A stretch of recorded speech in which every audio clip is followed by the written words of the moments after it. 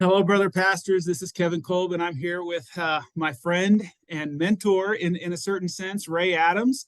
Brother Adams, it is good to see you again. Brother Kolb, it's such a blessing to be part of this visit now, but also what you have in mind. Yes, yeah, we're going to be visiting about the ministry marriage retreat in just a moment, but I've asked you to come speak at that, and you have been speaking to many of us for many years. You were our professor and teacher and mentor at Baptist Bible College. Now, going on this coming May, 46 years. Yes, sir. How do you survive that? You know, I used to have a full head of hair until some of you students came to Baptist Bible College. But no, it's just been the joy of my life. And just like every pastor, their ministry is unique. I have just felt like being at Baptist Bible College is part of the work of the ministry that Yes, God has placed me in. I love it. amen. We were able to return some of that ministry to you by way of prayer at the passing of Beth a few years ago, and we've lifted you up. But the Lord has done a pretty incredible work in your life recently. Would you feel free to share with the rest of us pastors what God's done? Yeah, thank you, Kevin. And thank you for mentioning the prayer support because a lot of the people I'm talking to right now have also been part of that unbelievable army of supporters for me through this ordeal. Almost 3.5 years ago, Beth passed away in a tragic car wreck, and the outpouring of God's love through God's people has just been remarkable. Mhm. And by God's grace, here the day after Thanksgiving back in 2023, I married a new love of my life. Her name is Connie. And God is such a great and graceful God that He has given me two wonderful women to be my mates. Well, And congratulations. yeah, thank you, Kevin. I'm so happy. I can't wait to meet Miss Connie and figure out what in the world got into her, thinking that she should spend the rest of her life with you. But I'm glad she has, because somebody needs to corral you a little bit. And Well, I'm looking forward to our retreat, but I'm a little bit hesitant to bring her there. I'm afraid way too many stories will be told about me, and don't want any of that to be a threat for aren't her. wives a gift to us? They are, and they are such an essential part of our ministries. Yeah. And that's why what you're doing, Kevin, with this retreat is such a good idea because, to my knowledge, something like this has never been done in the state of Missouri to have a actual couples retreat, but it is so needful. Yeah. So the history behind this was Joey Candio reached out to me during the fall fellowship meeting and just suggested that we think about doing this as a state. And I thought it was a great idea. I Yeah. reached out to our um, fellowship officers and kind of got some of their input and ideas.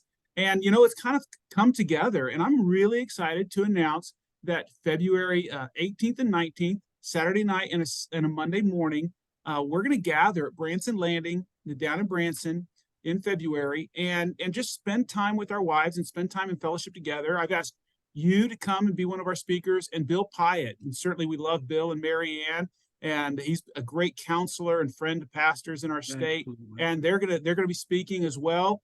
And so yeah, we're gonna try this, and it might fail. If so, I'll just blame you. Uh, Okay. but Everybody else does. no, it's going to be great. I'm really excited about the venue and the speakers and just the time away with our wives. So as I think about that, how important are getaways for pastors, for staff pastors, for missionaries? How important are these for husbands and wives to get away together? Kevin, being a pastor and the people I'm talking to who are in leadership of churches, the work of the ministry can be just relentless.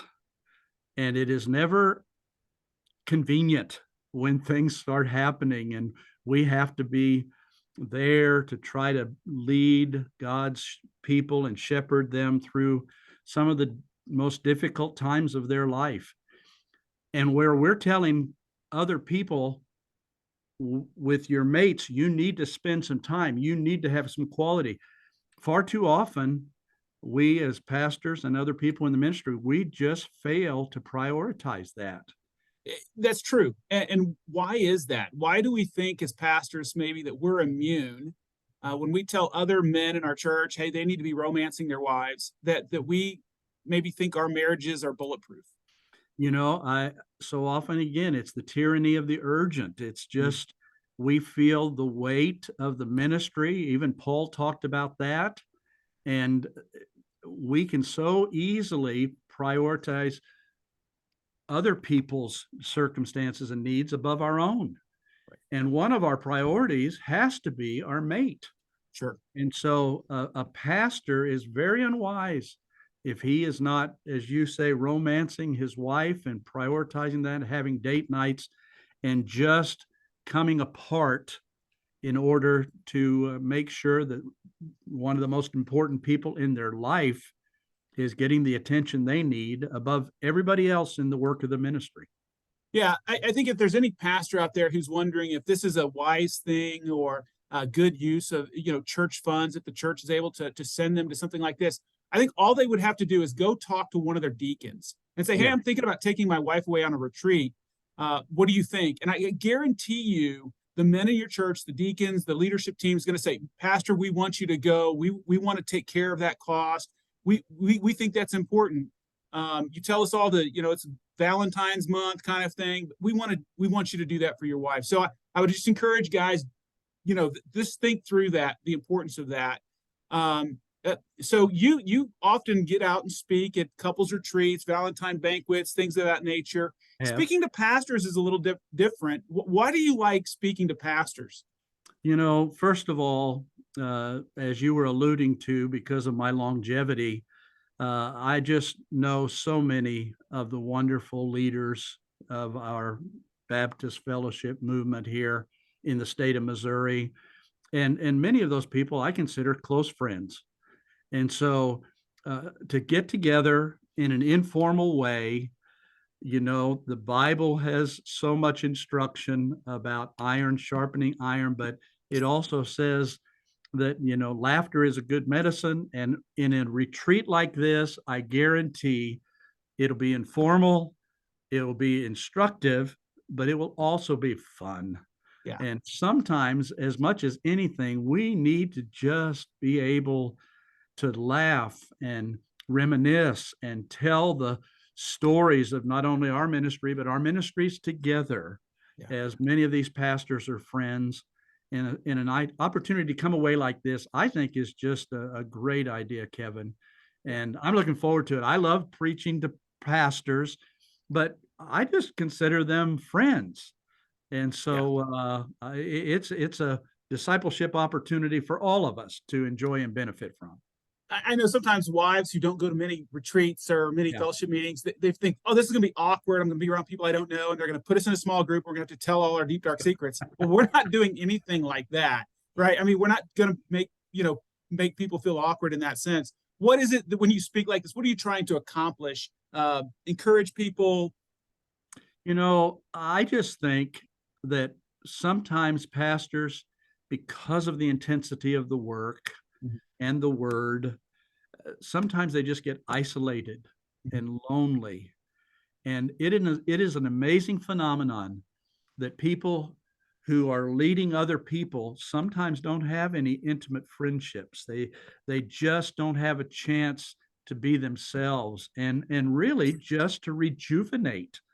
And I think a thing like this, and what part of my goal would just be to be an encouragement to let everybody know that all of us understand the intensity of ministry, but we also understand the priority of not only coming apart to be with our Lord in fellowship, but that we come apart to be with one another in the work of the ministry and to make each other better.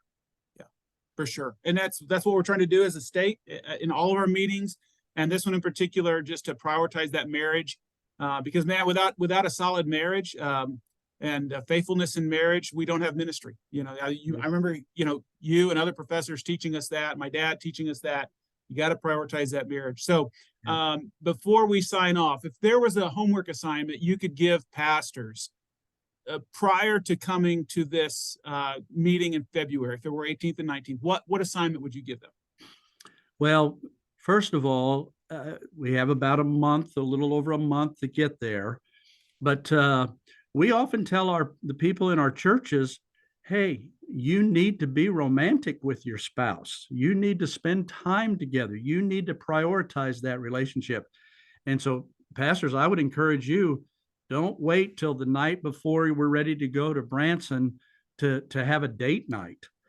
You should start doing that several weeks before this getaway. Just let your mate know that they are the most important person in your life, and they are a gift of God to you.